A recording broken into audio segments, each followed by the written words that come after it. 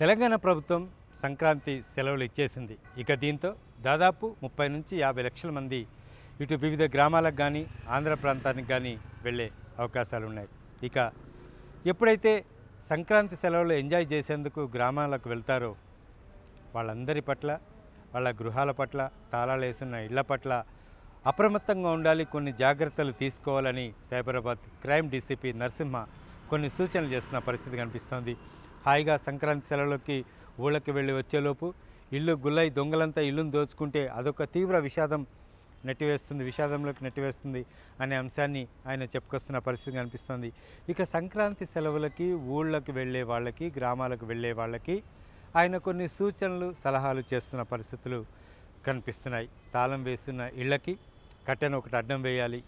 అట్లాగే ఎన్ని రోజులు ఊళ్ళకి వెళ్తారో స్థానిక పోలీస్ స్టేషన్లో ఒక సమాచారం ఇచ్చి వెళ్తే కనుక ఒక పెట్రోలింగ్ అక్కడ నిర్వహించే అవకాశం ఉంటుంది. అట్లాగే ఇంటి తాళం వేస్తున్న గుమ్మం ముందు, తలుపు ముందు పాల ప్యాకెట్లు కానీ, పేపర్లు కానీ పడి ఉండకూడదు.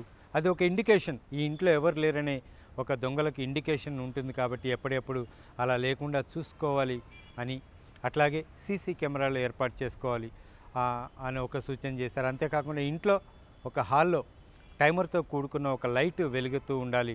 రాత్రిపూట ఖచ్చితంగా ఈ లైట్ వెలుగుతూ ఉండాలి. లైట్ వెలుగుతూ ఉంటే ఇంట్లో ఎవరో ఉన్నారనుకుంటారు దొంగలు. ఈ విధమైన కొన్ని సూచనలు, సలహాలు చేస్తున్న పరిస్థితి.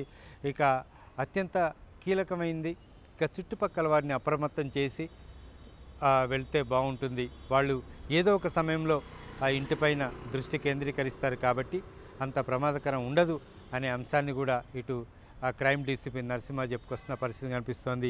ఇక ఏమాత్రం అనుమానం వచ్చినా, పక్క వాళ్ళ నుంచి సమాచారం వచ్చినా 100కి డయల్ చేయాలి. 100తో పాటు మరొక నంబర్ కూడా ఆయన డీసీపీ క్రైమ్ ఇస్తున్న పరిస్థితి కనిపిస్తోంది. ఇక ఆయన వ్యక్తిగత నంబర్ను కూడా ఇక్కడ ఇస్తున్న పరిస్థితి కనిపిస్తోంది.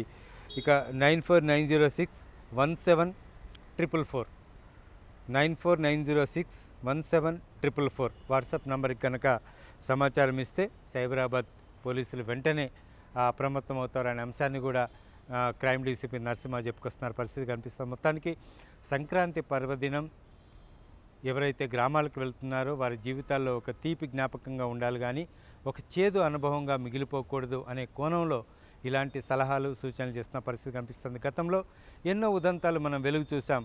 పిల్ల పాపలతో ఊరెళ్ళిన ఇదే కుటుంబాలకు ఇంటికి రాగానే తాళం పలగొట్టి ఉండడం, ఇంట్లో విలువైన వస్తువులన్నీ దొంగిలించి ఉండడం, తర్వాత పోలీస్ స్టేషన్కి వెళ్ళి ఎంత మొత్తుకున్నా కూడా ఇవన్నీ కూడా రికవరీ కాకపోవడం, ఇవన్నీ మనం చూసాం. కాబట్టి బండి డిక్కీలో కానీ, కార్లలో కానీ విలువైన వస్తువులు కానీ, డబ్బులు కానీ పెట్టకూడదు అనే అంశాన్ని కూడా క్రైమ్ డీసీపీ చెప్పుకొచ్చారు.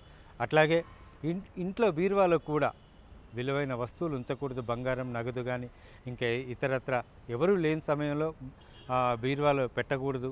అట్లాగే బీరువా తాళాలు కూడా చాలా జాగ్రత్తగా ఉంచాలి అనే కోణంలో చాలా వరకు తగినన్ని సూచనలు, సలహాలు చేస్తున్న పరిస్థితి. అన్నిటికన్నా మించి పోలీస్ స్టేషన్లో తగు సమాచారం ఇచ్చి ఎప్పుడు వెళ్తున్నారు, ఎప్పుడు వస్తున్నారు, ఇంట్లో విలువైన వస్తువులను అలాగే ఉంచారా, ఇలాంటి సమాచారాన్ని పోలీసులకు ఇచ్చి తగు జాగ్రత్తలు తీసుకొని ఈ సంక్రాంతి పర్వదినాన్ని మంచి వేడుకగా, ఒక తీపి జ్ఞాపకంగా మలుచుకోవాలనే కొన్ని సూచనలు సైబరాబాద్ డీసీపీ ఇస్తున్న పరిస్థితి కనిపిస్తుంది. ఇక ఊళ్ళకు వెళ్ళే వాళ్ళందరూ కూడా ఇలాంటి సూచనలు పాటించి ఈ పండగ మహోత్సవాన్ని చాలా దిగ్విజయంగా నిర్వహించుకొని తిరిగి హైదరాబాద్ చేరుకోవాలనే సూచనలు కూడా వినిపిస్తున్న పరిస్థితులు కనిపిస్తున్నాయి. కెమెరా పర్సన్ రాజాతో హరికృష్ణ, వన్ ఇండియా తెలుగు, హైదరాబాద్.